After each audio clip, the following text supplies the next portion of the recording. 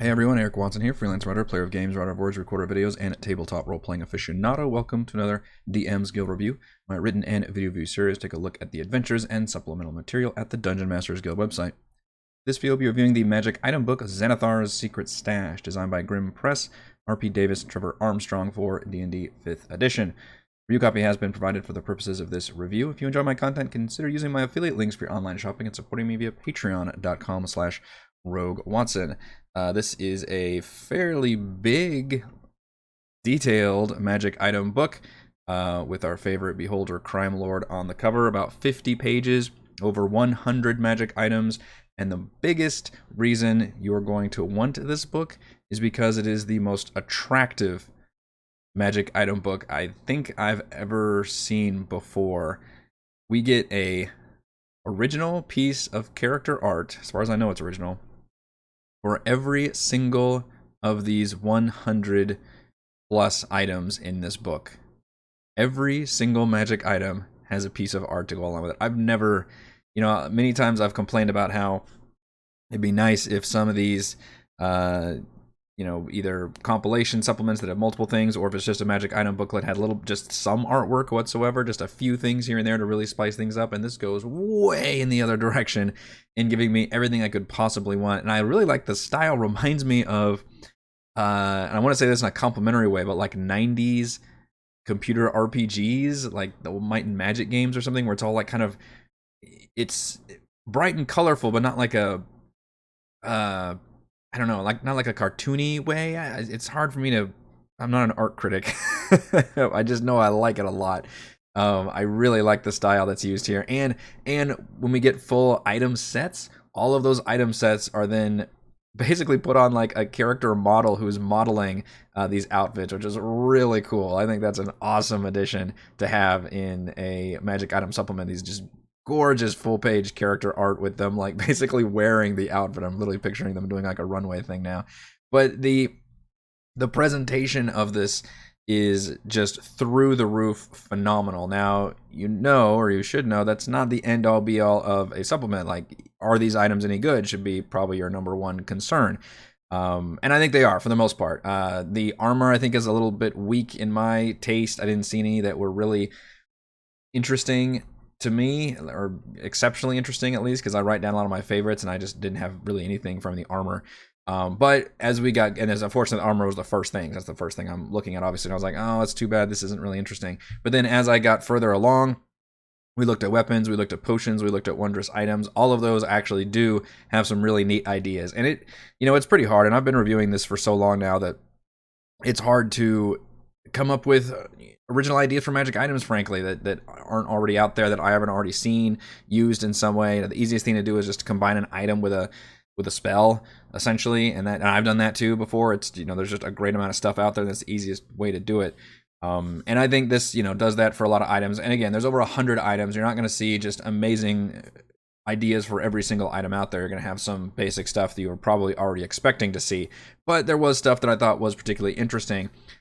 But this is a good example of how, I've always said that art doesn't necessarily make or break your product, but it can elevate a product that is considered good into great, or a, lack of art, or maybe even bad art, but I rarely actually see bad art. It's just usually a lack of art.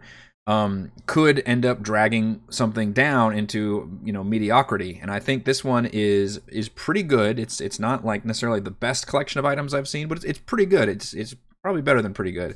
The next step up from that.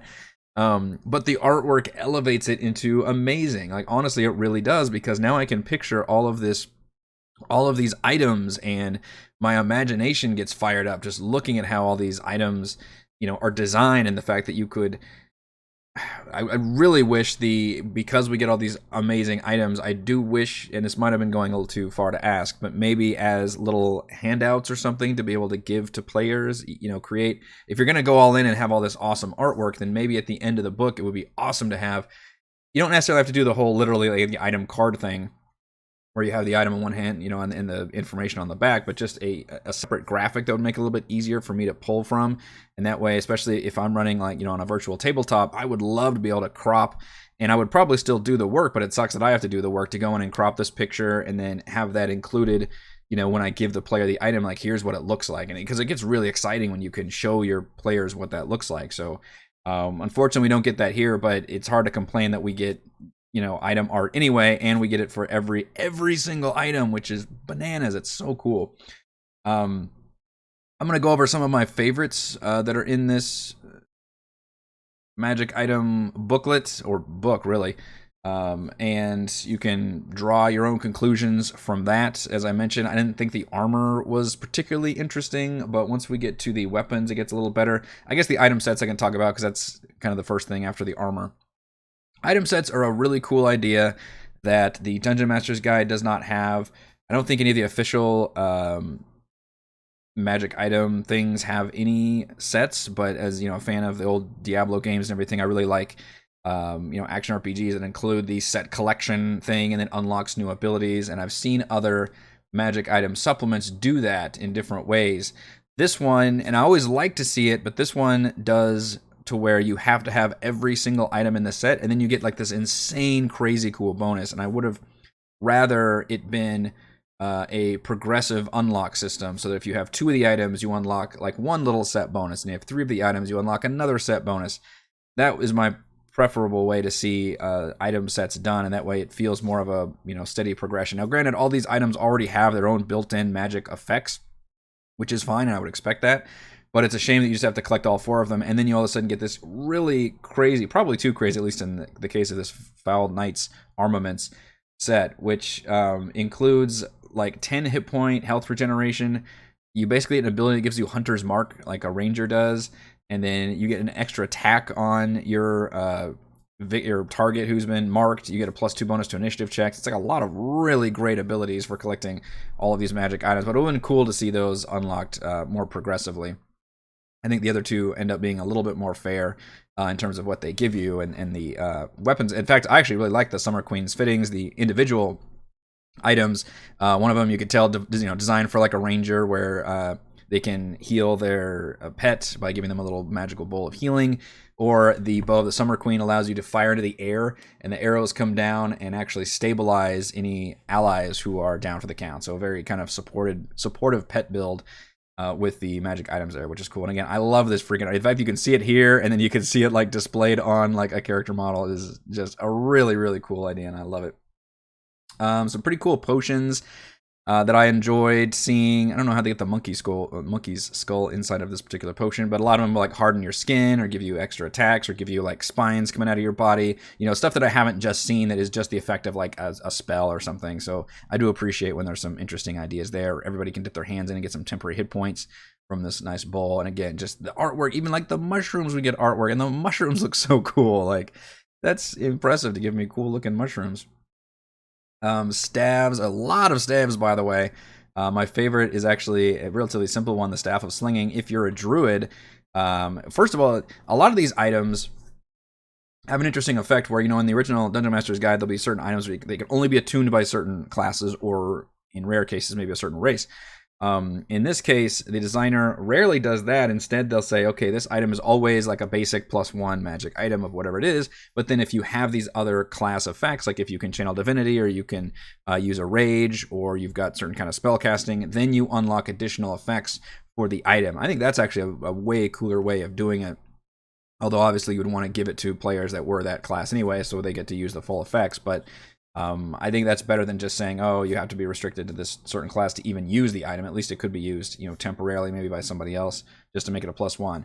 And actually, that's using quite a few of these items, and I don't think I've actually seen that before, so that's a neat idea. But the Staff of Slinging, if you are it's a +1 staff, but if you're a druid, you can basically poke a rock, anything that's smaller than yourself. So as far as I know, any rock, boulder, anything.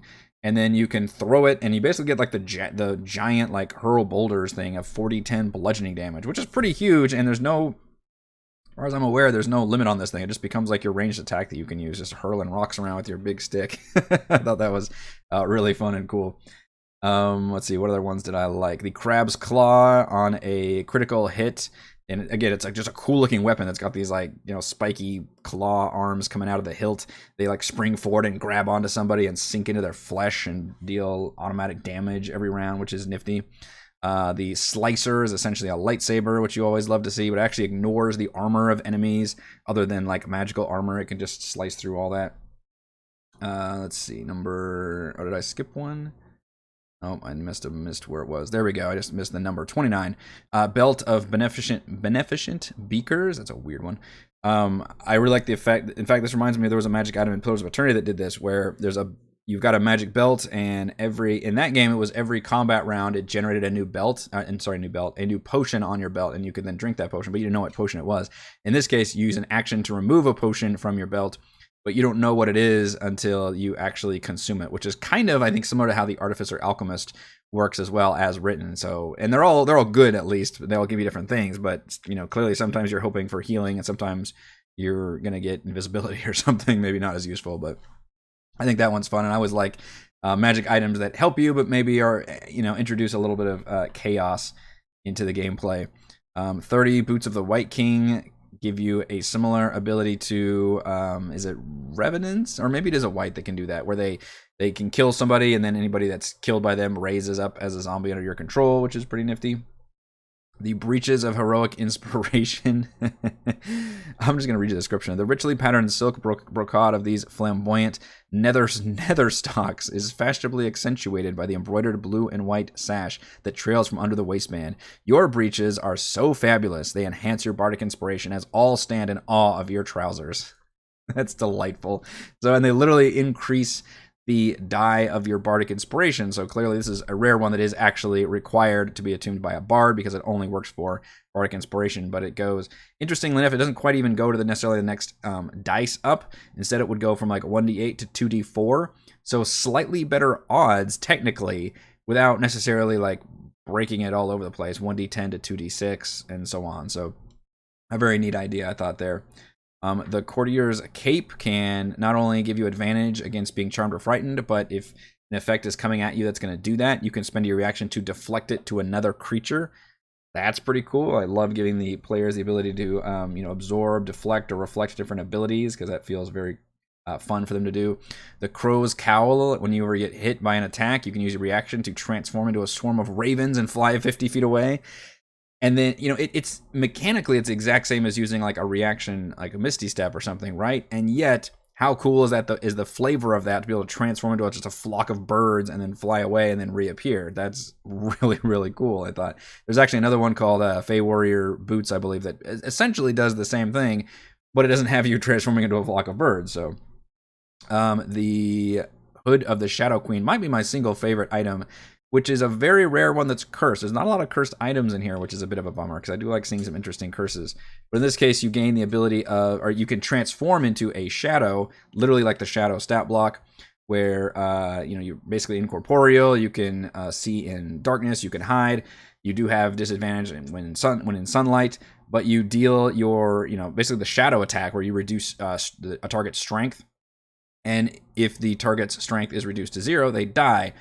The problem is you are cursed by this item, so if that happens, if you do manage to kill somebody via reducing their strength to 0, then you start hearing these creepy whispers from, beyond the grave, whisper calling you to join them. You have to make a DC 15 wisdom save or suffer a form of short-term madness. That is a really cool curse and a really nifty item. I wish the designers had done a little bit more cursed objects, because I think that one is particularly really interesting and cool.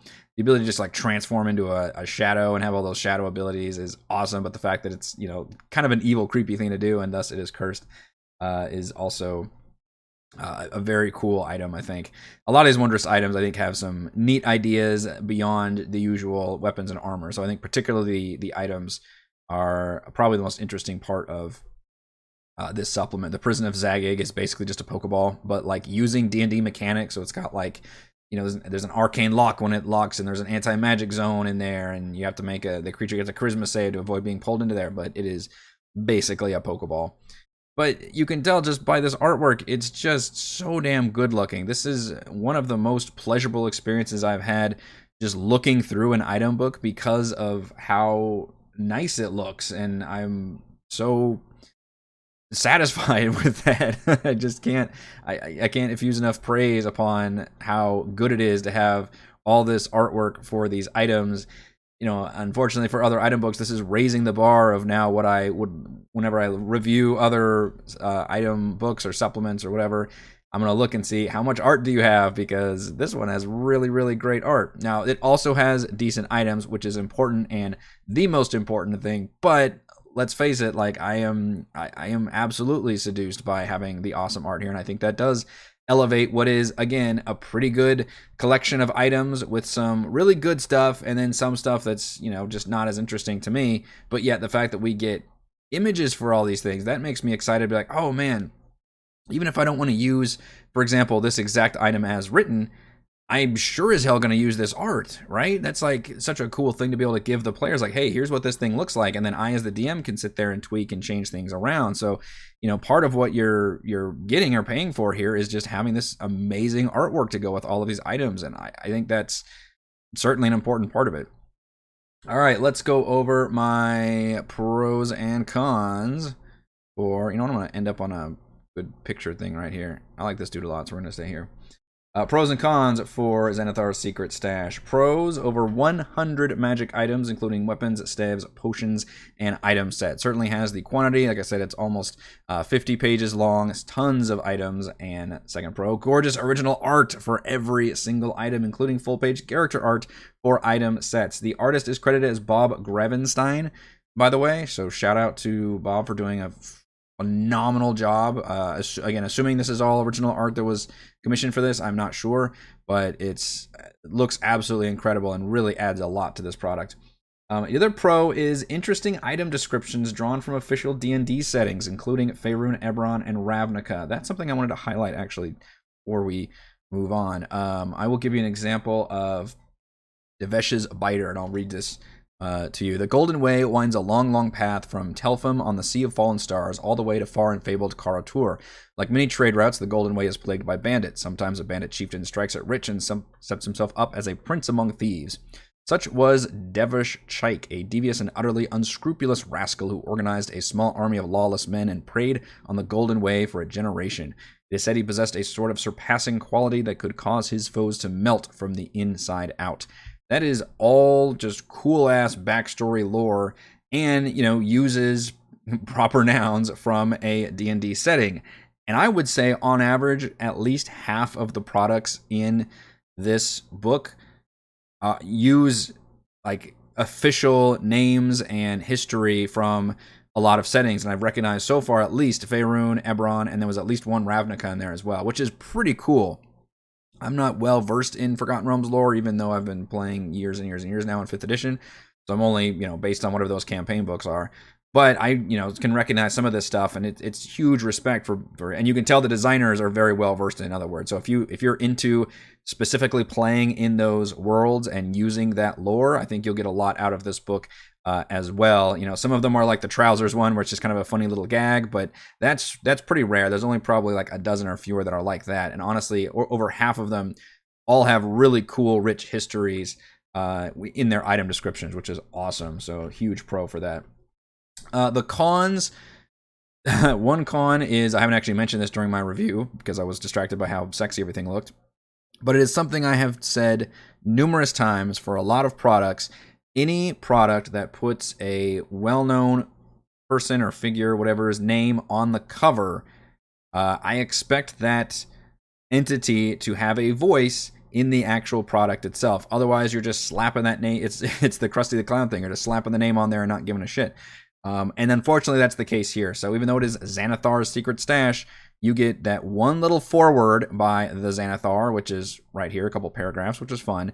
But there's nothing else throughout here, which is a huge bummer. And I know, I think Xanathar's Guide to Everything does this, and, Tasha's does this, the official books, where they have, the person's name on the cover, but then they'll have those sidebars, those little, pamphlet-looking images of, you can tell it's that person's voice coming through, and that's really fun. It adds a lot of personality to these books and makes it feel like you're kind of reading along with them in a lot of cases. And a lot of books that I've reviewed do that very well. They include, those personas in their book. This one doesn't have that at all. There's like 2 sections where there's a little, you think it's like a sidebar, but I couldn't tell if, like this one, where I thought it was like, okay, maybe is that supposed to be, Xanathar talking, but it doesn't sound like him at all. So it was disappointing, basically, because I look forward to, Xanathar is a really fun, thing to embody and you know, role play as, and it's just not here at all, which is disappointing. The other con is that this lacks rarity tables. In other words, I would love to tell you the ratio of uncommon items to rares to legendaries, but without literally just going through and itemizing them myself, which I'm not going to do, I don't know that information because those tables aren't here. And especially with a supplement that is devoted to just magic items, I really expect you to give me all the tables I could possibly want for those items. And at bare minimum, you should give me, you know, here are your common items, here's your uncommons, here's your rare. That way at a glance I can see that. Also, I feel like you should go ahead and itemize all of your individual items. The only table of contents we get, as you can see, is the section. So like, here's armor, here's item sets, here's consumables. Well, that's fine and will get me there, but if there's something I was like, oh, I remember the name of this, but I don't know what page, you know, again, it's not that hard to flip through, but it is nice to be able to say, oh, this is on page, you know, 23 or something. So that would be very helpful to have. So those are relatively minor complaints overall, but still worth mentioning. Final verdict: with fabulous original art for each of the 100 plus items, Xanathar's Secret Stash is easily the most attractive item book on the DM's Guild. Thank you to everyone for watching this video review. You can see my written review at roguewatson.com. You can watch more reviews and follow our own D&D adventures here on my YouTube channel, and you can support my work at patreon.com/roguewatson.